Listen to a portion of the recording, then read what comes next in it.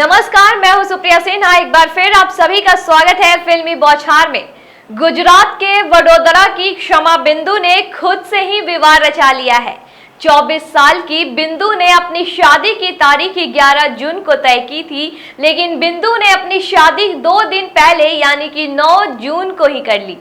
खास बात यह है कि क्षमा की शादी में वो सारी रस्में की गई जो किसी दूसरी शादी में हुआ करती है। बिंदु के आत्मविवाह को गुजरात में एकल विवाह यानी कि सोलोगैमी का पहला उदाहरण माना जा रहा है।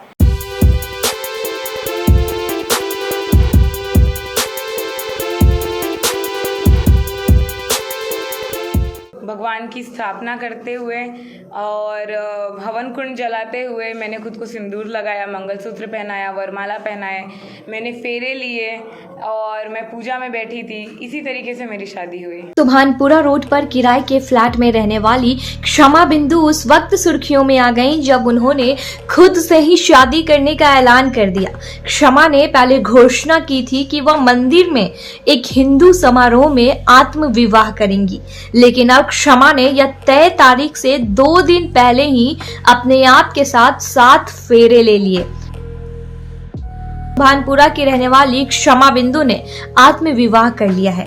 उन्होंने अपने रिश्तेदारों और दोस्तों की मौजूदगी में खुद से शादी की। खास बात यह रही कि बिना किसी पंडित से मिले क्षमा बिंदु ने खुद से गंधर्व विवाह किया और स्वयं मंगलसूत्र पहनकर सेंथा में सिंदूर पूरा किया। मेरी शादी वैसे ही होती है जैसे कोई भी हिंदू मैरिज होती है, भगवान की स्थापना करते हुए और हवन कुंड जलाते हुए मैंने खुद को सिंदूर लगाया, मंगलसूत्र पहनाया, वरमाला पहनाए, मैंने फेरे लिए और मैं पूजा में बैठी थी। इसी तरीके से मेरी शादी हुई। यूट्यूब से जो शादी के मंत्र होते हैं वो मैंने ब्लूटूथ से बजाए थे। पंडित की अनुपस्थिति में बिंदु ने मोबाइल पर वीडियो चलाकर मंत्रोच्चार किया। बिंदु ने अपने इंस्टाग्राम अकाउंट पर हल्दी, मेहंदी सहित तमाम रस्मों की फोटो शेयर की है।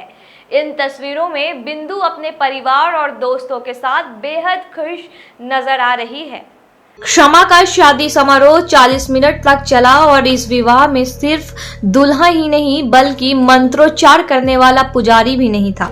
क्षमा की शादी में सभी अनुष्ठान डिजिटल तरीके से उनके घर पर ही आयोजित किए गए थे। क्षमा की शादी में 3 महिला मित्र और 2 पुरुष मित्र शामिल हुए थे। जी, मैं बहुत ज़्यादा शौक थी शादी के बाद, खुशी से। शौक नहीं बोलूँगी, सरप्राइज़ बोलूँगी कि एक्चुअल में जो मुझे करना था वो हो गया, वो पॉसिबल है और वो मैंने कर लिया। तो मैं बहुत ही ज़्यादा खुश थी और 5 बजे के बाद अभी से लेके रात भर मुझे नींद नहीं आई ये सोच के कि न्यूज़ जब जाएगी प्रिंट में तो लोगों का रिएक्शन क्या होगा, ये सोचते सोचते, और जो कि थोड़ी बहुत मुझे परेशानी हुई थी। पर अभी मैं बहुत खुश हूँ मेरी शादी के बाद और मैं बहुत कंप्लीट फील कर रही हूँ। शादी के बाद उन्होंने उन सभी का शुक्रिया अदा किया जिन्होंने उनका साथ दिया और सोशल मीडिया पर शादी में शामिल हुए। बिंदु की इस शादी को लेकर कई लोग सोशल मीडिया पर भी विरोध कर रहे हैं और कई लोग उनसे तरह तरह के सवाल भी कर रहे हैं। सोशल मीडिया यूजर्स का कहना है कि एक पब्लिसिटी स्टंट है।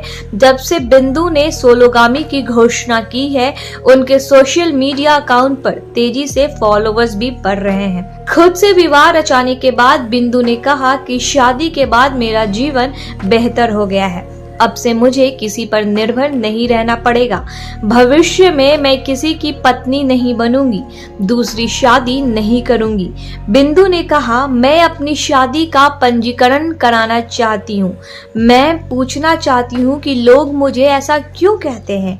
इस तरह के बयान देने वाले लोगों को सोचना चाहिए कि किसी पर क्या असर पड़ेगा।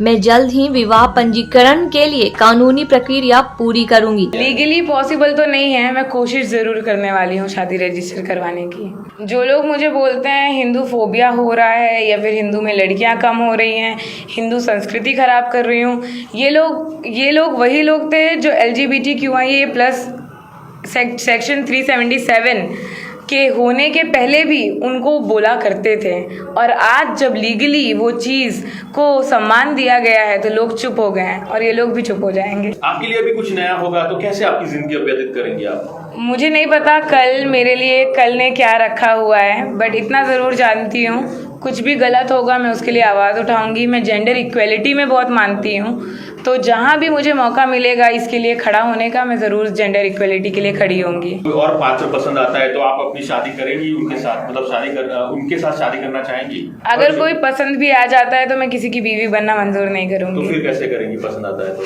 पसंद आ जाता है तो वो पसंद को वहीं ख़त्म करना होगा मेरे ख्याल से, क्योंकि मैं खुद से शादीशुदा हूँ। क्योंकि वो फिर आपने अपने साथ से शादी कर ली है तो फिर वो एक्स्ट्रा जी, फीलिंग्स होती है। आपको अगर पता हो तो एक्स्ट्रा मैरिटल अफेयर लीगल है इंडिया में, पर they are also grounds for divorce.